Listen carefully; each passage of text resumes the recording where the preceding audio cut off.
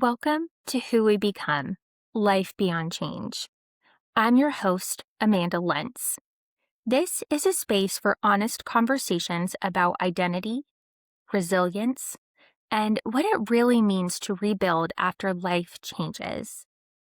Here, we share stories of loss and hope, of challenge and courage, and of becoming someone new, even when life doesn't go as planned and the future feels uncertain. Whether you're navigating illness, grief, transition, or simply searching for meaning after change, you are not alone here.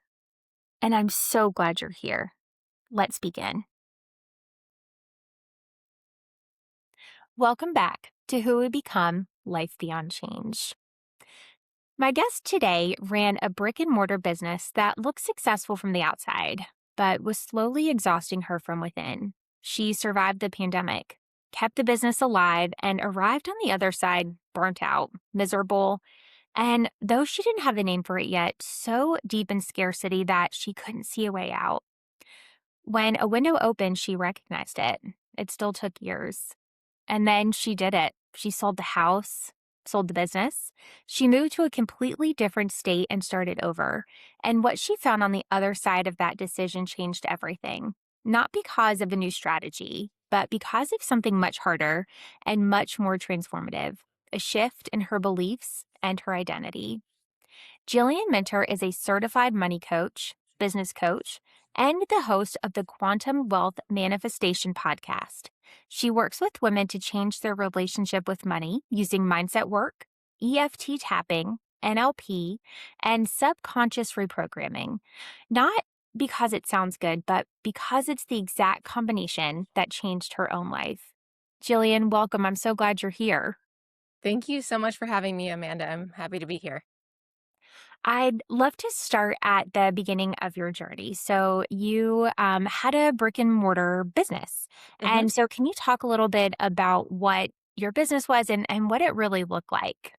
Yeah, absolutely. So I owned a Pilates and yoga studio, and from the outside, it looked really successful. I had bought it when it was struggling, and I finally turned it around. Business was finally going good in 2019, and then we all know what happened in Wow. 2020. Yes. So I just kind of doubled down. I decided, like, oh my goodness, I finally saved this business. I'm not gonna lose it. Put my all into it in 2020 when everyone was like at home baking and hanging out. And I took reformers to people's houses. I like didn't go anywhere, do anything so I could still see my clients who were older. Um, yeah, and it was so much work and I made it through. It was incredible. I'm so grateful to my clients that I made it through. And really by the time that was over, I just was exhausted. I was so burnt out. I realized that I had created this life that like looked good from the outside, but I was trading time for money, which was not like, scalable to a certain point. But I was also in a position where I was doing everything myself and like, how do I get out of that? So I just kind of really wanted to burn it all down at the end of the day. Yeah. Well, and thank you for your vulnerability and sharing that because I find that oftentimes we equate success with money and happiness and that pursuit. But that's not always in reality. You're living this successful dream, but it's not always reality that we've reached that success. And so, when did you start to first recognize that feeling that maybe this sense of burnout that you've been working so hard wasn't just you were tired, but it was something more fundamental that needed to change or needed to shift? I think it was after the pandemic when like everything should have been like, okay, we made it. Everything is fine. Like it's going to be okay. And there still was this sense of like, oh, but like something is still missing in my life. Right? And when everyone from the outside is telling you, "Oh my gosh, you made it. You should be so proud of yourself. You're doing so great." But there's just something inside of you that like you can't name and no one else can see that, right? That's Yeah. just like a feeling we have. And I was like, "Oh, something, like this isn't the life I want. I built this amazing business. I did it, and also it's not really what I want."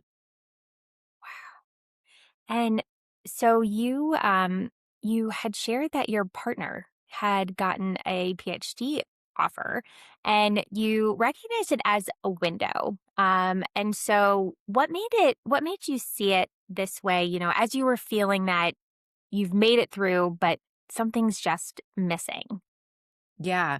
Well, I was kinda at the point where the way to scale was, like, to open another studio, and then my partner Brandon got this offer, and they were like, "Oh, please come do this PhD program," and I knew if he did that, that it was going to be years, and I would open this other studio, and that my life would look very similar, just like with more responsibility, maybe a little bit more money, but not truly fulfilled, and so I kind of took that opportunity and was like, "Oh my goodness." I had wanted to move for a really long time.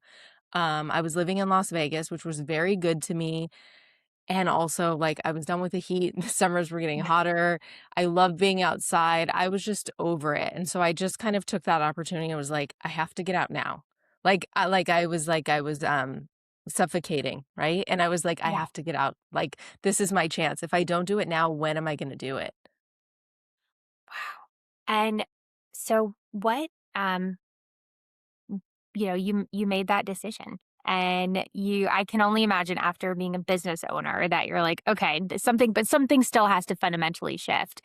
And so can you just walk us through, that decision? You sold your house, you sold your business, and then you moved to a completely different state. And so what did each decision feel like as you were going through it, as you were living it? It was so hard. So we decided this, and this was right as the housing market had peaked. So I was like, "Oh, well, I'll just sell my house. My house is worth so much more. It'll be great."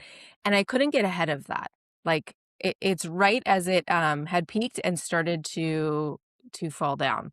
So it took years. Like it sounds simple, but it took me years to sell the business. It took me over a year to sell my house. Lost hundreds of thousands of dollars on that for Sure. if I would have just decided this literally 2 weeks before. Um so it was a lot. So first it started with, okay, if we don't wanna live here, where do we wanna live? And we decided on Seattle because it's green. I was like, "Give me the clouds. I wanna be outside. I want green." And it was kind of one of the only places we could decide on. So then my partner who's like has the job, who's not the entrepreneur, right? Who has the health insurance and all like the grown up responsibilities, he made it his mission to get a job there so we could move there. And so that was kind of part 1 is, like, picking the city, and then it was like, "Okay, do we put the house on the market now? Do we put the business on the market?" And so listed the business, and that was just, it was really demoralizing because it took so long to sell it.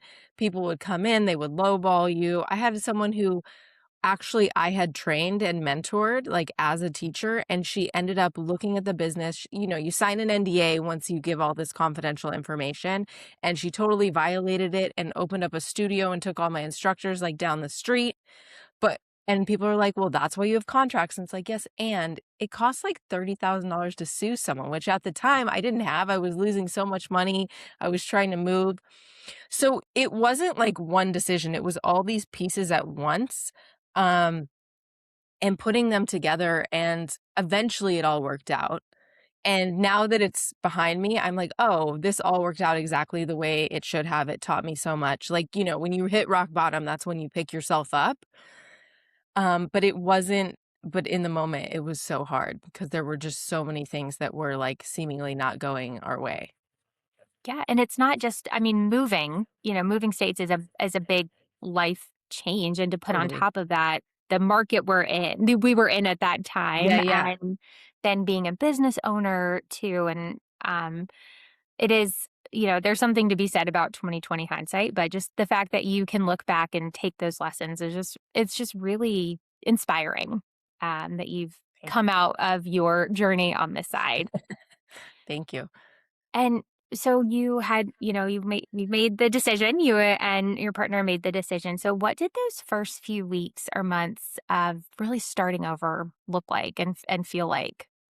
Oh my goodness. It was well, so he got a job and was traveling for the first 6 months, and then after 6 months, they were like, "You have to move. You have to be in office more often than you were because I hadn't sold my business, we hadn't sold the house, so, like, it didn't make sense for us to move yet, and I was still involved in the business, like, I had given certain responsibilities away to help make it more desirable to sell, but I was still a big part of it. So it wasn't till really, like, they kind of forced our hand that he had to move, and I just kind of threw everything in my manager's lap and was like, "I'm leaving. I need you to take care of this," type thing. And at the same time, honestly, what pushed it over the edge too is, my mom was diagnosed with cancer. So I just kind of, like, gave up on everything. My mom was on the way to Seattle, so we moved. We went to my mom's house for the holidays, stayed there. He traveled still back and forth from there, and then we eventually moved. So it was like all these big things kept happening, but, yeah, eventually we just had to pull the trigger, and I think if my mom hadn't been sick, it would have been harder and easier to push it off, and also if his work was not like, "You have to go."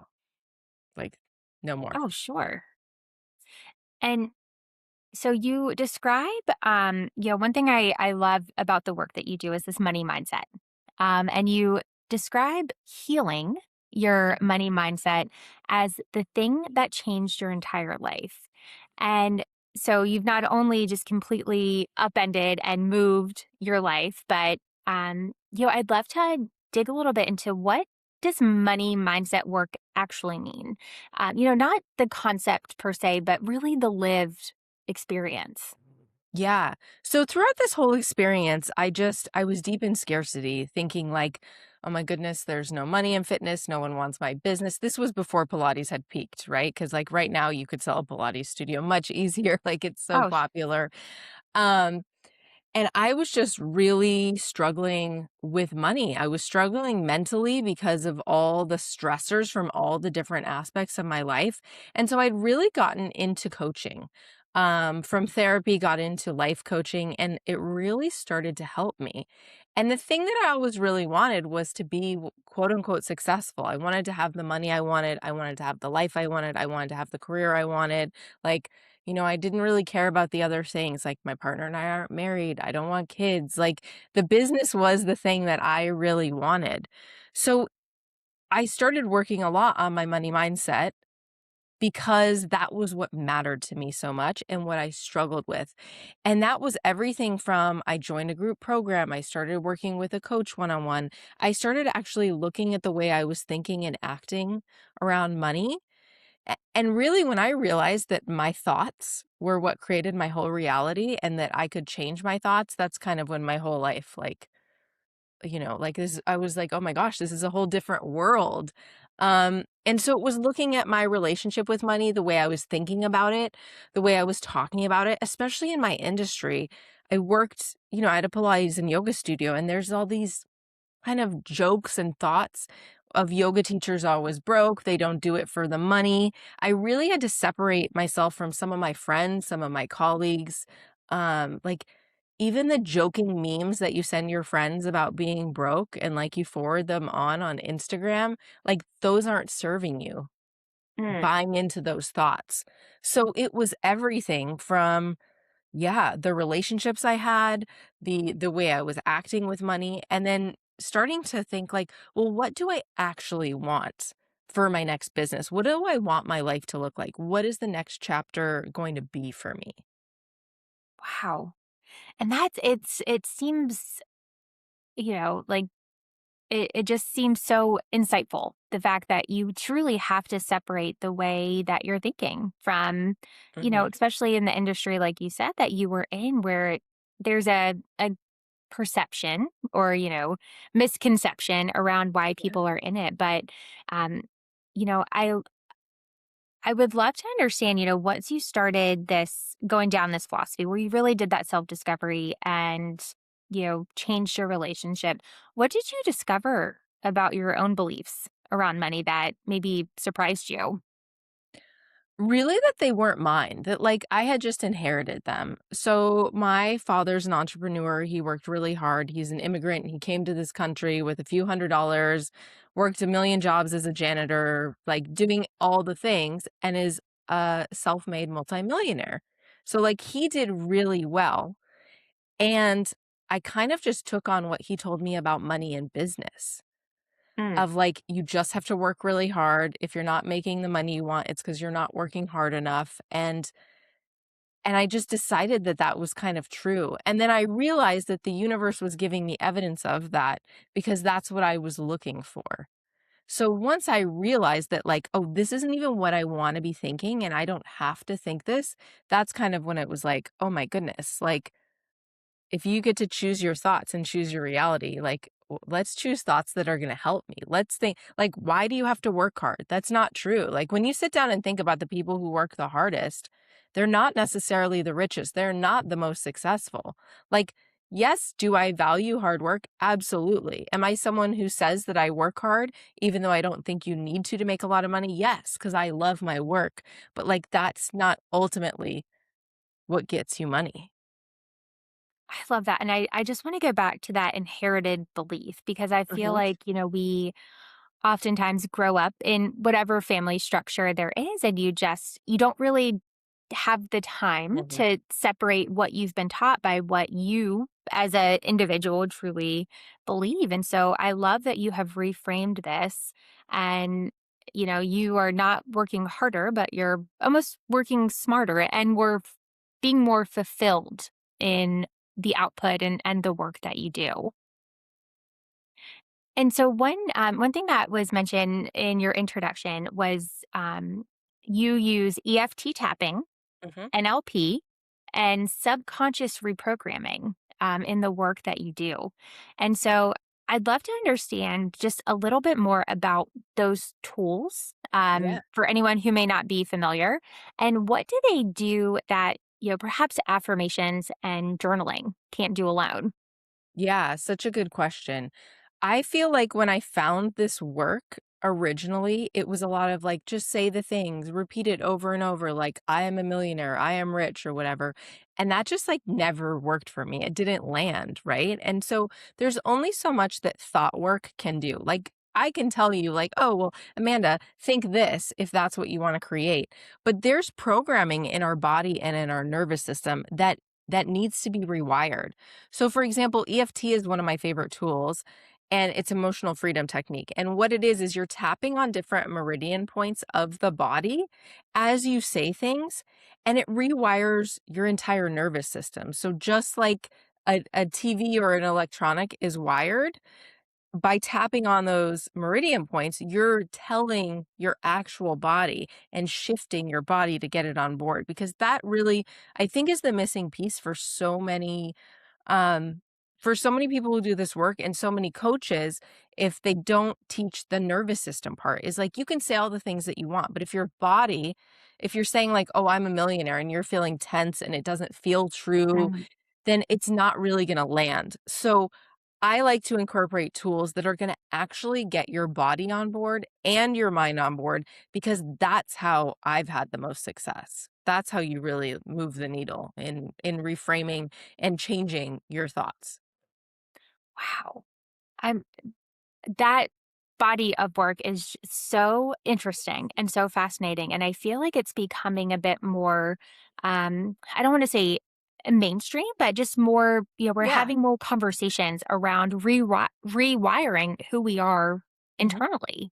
Totally. Yeah, absolutely. I feel like some of this was looked at as like too woo-woo for a long time, and Yep. now it is becoming more common, more mainstream where like people are accepting that like you can call it woo-woo, but it's also just science, right? Like, Absolutely. yeah. And there's such a powerful mind body connection that Mhm. we can't say one thing, but then, like you said, you think it and then you find yourself just tensing up. Yeah, There's a disconnect there. absolutely. And so one phrase that I'd like to dig into a little bit is that you say the struggle was never the strategy.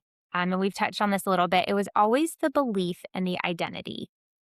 And Mhm. so what does that mean in practice? Perhaps for someone that can't see it in themselves. Yeah.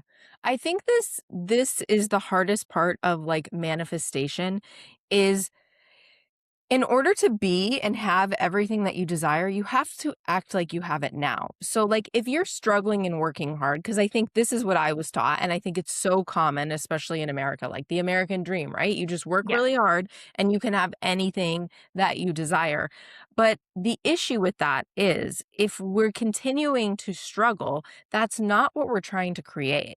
Like, you don't want to have some amazing business or all these things. If you think of like future you and your dream reality, what you're trying to create, you're not struggling, you're not suffering. You probably have more freedom, you probably have more time with your family or whatever it is, right? So we have to really step into that identity before it quote unquote makes sense, right? Like you have to do that now. And to the degree that you can. Is it easier when you're further along? Of course. And also, there are things that you can do right here, right now to align yourself with your future self, and that's going to make it a reality. We can't wait for the thing to have the thing, right? So you can't wait to have this like to feel good when you have this dream life. You have to feel good now to bring that into your reality. And so I just think it's so common that we get really stuck in like the struggle and the hard work and like these is like the checklist. These are the things we have to do to Yeah. earn it. But like you're inherently worthy, as is everyone of your desires. So, like, you don't have to do that. And if you don't do that, you also will get there quicker because you're going to be feeling better. You're going to be vibrating higher. You're going to be at a different frequency.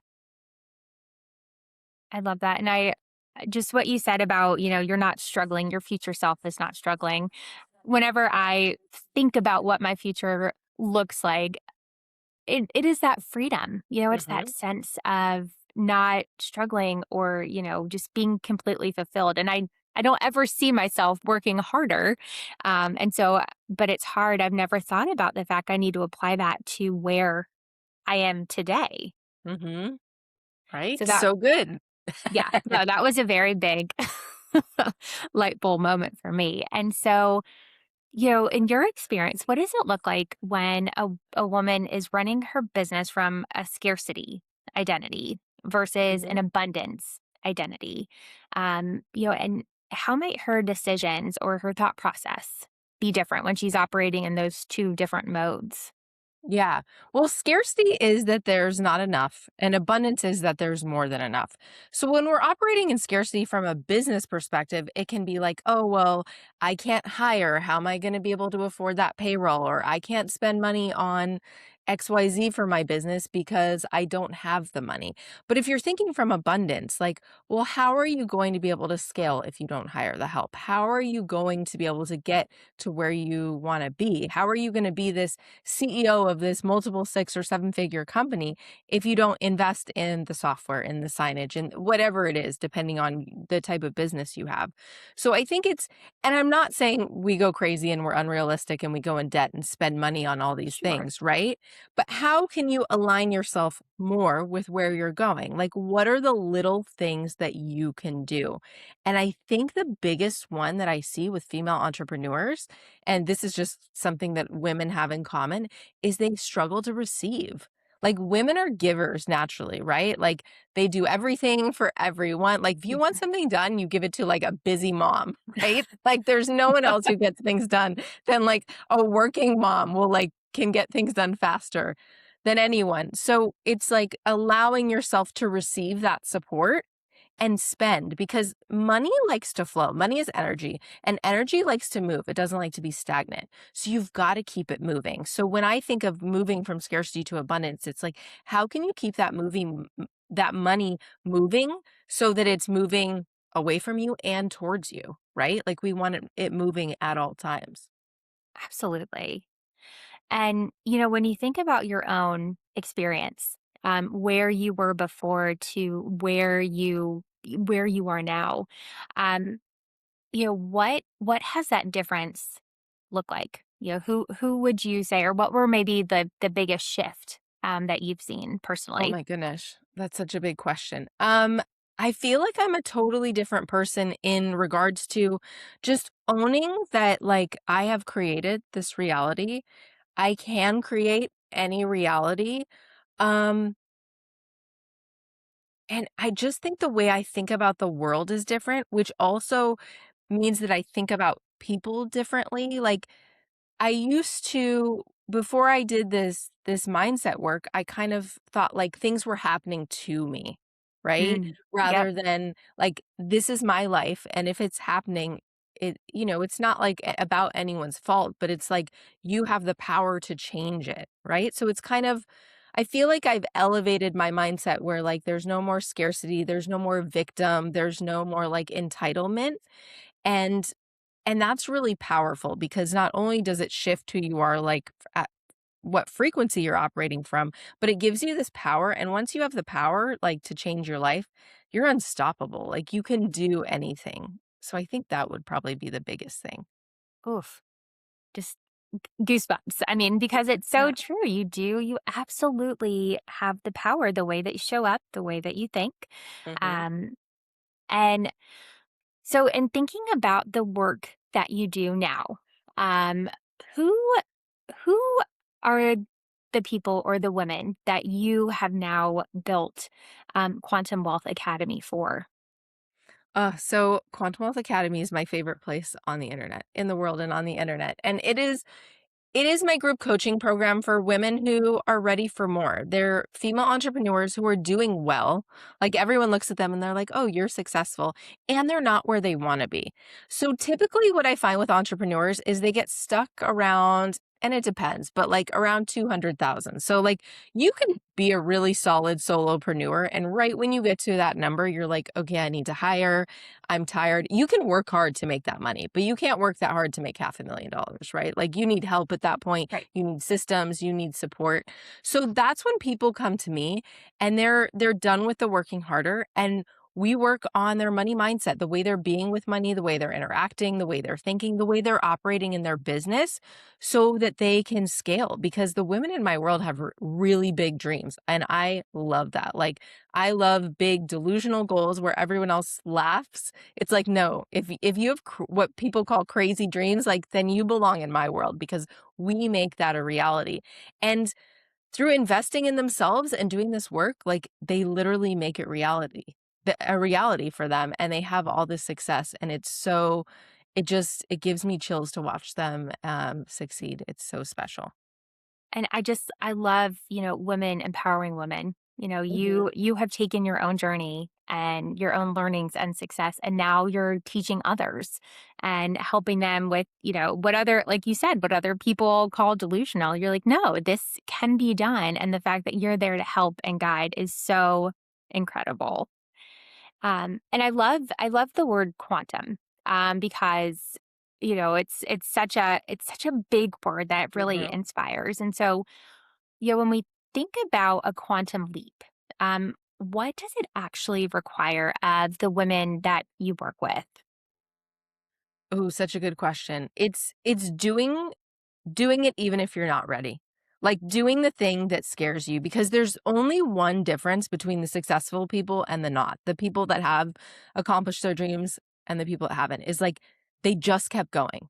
Even when they were scared, they tried anyway. If they failed, it didn't matter. They kept going. They were just they keep going. They do it. They put themselves out there.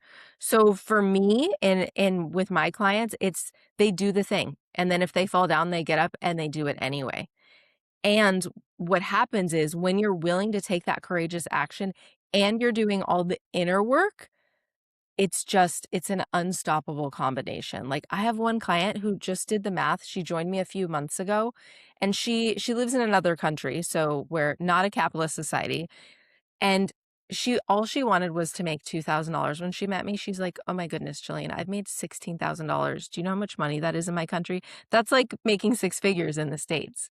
Right? And she's in between businesses. She's not even my, like, common client. She, like, burned her business down last year. She's doing contract work, but, like, this is what's possible when you just do a little bit of each. And, like, that is the norm with my clients, which I just like, hats off to them because they're doing the work and the work works. That's amazing. And I just keep going back to envisioning your future self. How do Mhm. you how do you get to the point where you're not struggling and you're not stressed and the what you're teaching them and how you're helping them gets them to that point. Yeah. And I'd love to understand. So, anyone listening who may be interested in, connecting with you, what would you like someone to understand before they come to you about what this work is and what it isn't? I want them to understand that it's deep work. So, like, I think that often in the manifestation space, in the mindset space, we talk a little bit about like changing your thoughts. And that sounds really like simplified and glorified. But looking at your money mindset and like really reprogramming yourself and your beliefs, sometimes we have to look at things that we don't like, which is the Mm, thoughts we have, the things that happened in our childhood, the way we've acted with money in front of our own children. So I think that it's important to know that this is deep work. And so to succeed in my world, you have to be willing to look at that. Like, and it's not always fun, it's not always sexy. I say that all the time. And also, it's why it works. And then, like, really just be open because you're never going to know the how. So many clients come to me and they're like, but how am I going to get there? How am I going to do this? And it's like, just let go of that. If you can just trust me, like, I've got you. Please just let go of that and take the next step. Like if you're at point A, you just need to know how to get to point B. Stop worrying about Z and T and like way further down the line, right? So I think it's that willingness to want to do the work and to just trusting and putting their faith in themselves. yep. I love that. And I feel like oftentimes we're so focused on the end goal that we don't always see how far we've come. When we go point A to point B to point C, by the time we get to Z, we forget about all the work we've done right at the beginning. Yeah, totally. We tend to compare ourselves up, not back, right? So we never compare Hmm. ourselves to the people less successful or old versions of ourselves. We only compare ourselves to the people that are more successful, that are doing more. And that's one of the most important things you can do, honestly, is look back because when you recognize that, then you're in this gratitude, you have this appreciation, and what you appreciate appreciates. That's part of getting more of what you want. That's part of What abundance. I love that. And so, what would you say to the woman, again, reflecting back on where you were with your studio, just kind of feeling stuck? Someone who may be stuck right now, but who can see this window, who can Mhm, see that there's an opportunity or possibility, but just can't make herself take that leap. mhm. Get support.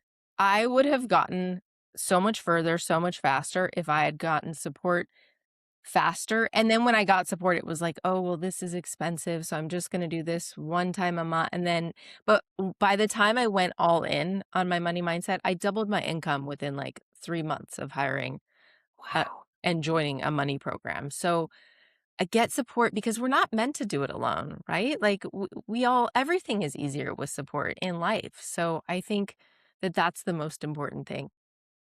I love that. And what has reinvention taught you about who you actually are, separate from what you've built, you've owned, or you've managed? Gosh, it's really taught me that, like, I've done hard things, I've faced parts of myself I don't like, and I like myself. Like, I did the work, and I'm really happy with who I am, regardless of all the external factors that I used to really put a lot of weight on. Like, I could not like myself unless I was doing X, unless I was this successful, but it's just allowed me to, like, a freeness and a happiness just with myself. That's amazing. And so, as we close, how can people find you? How can they learn more about your program and learn more about, the work that you do? Yeah, absolutely. So I'm most active on Instagram at Jillian Minter. I have my podcast, the Quantum Wealth Manifestation podcast, which is on all the things where you can find podcasts. I also have a freebie that I can send you the link to, and it's a free tapping from scarcity into abundance. Since we talked a little bit about tapping, that's a really good resource for people to start with as well. Amazing. And we will link all of those resources in the show notes and in everything that is sent out. And so, a woman who blew up her entire life on purpose. and discovered that what she thought was a strategy problem, that was always an identity problem. And that once the identity shifted, the money, the business, and the life followed. What I hope you carry from this conversation is simple. Starting over is okay. Reinventing yourself is okay. You're never too old. And the version of you who is still stuck may not need a better plan. She may need a different belief about what she deserves. Again, we will link all of Jillian's information in the show notes. And Jillian, thank you for your honesty, your energy, and for proving with your own life that alignment is not a luxury. It's the whole strategy. And until next time, take care of yourself, take care of each other, and keep becoming who you're meant to be. Thank you so much. Thank you for joining me today on Who We Become.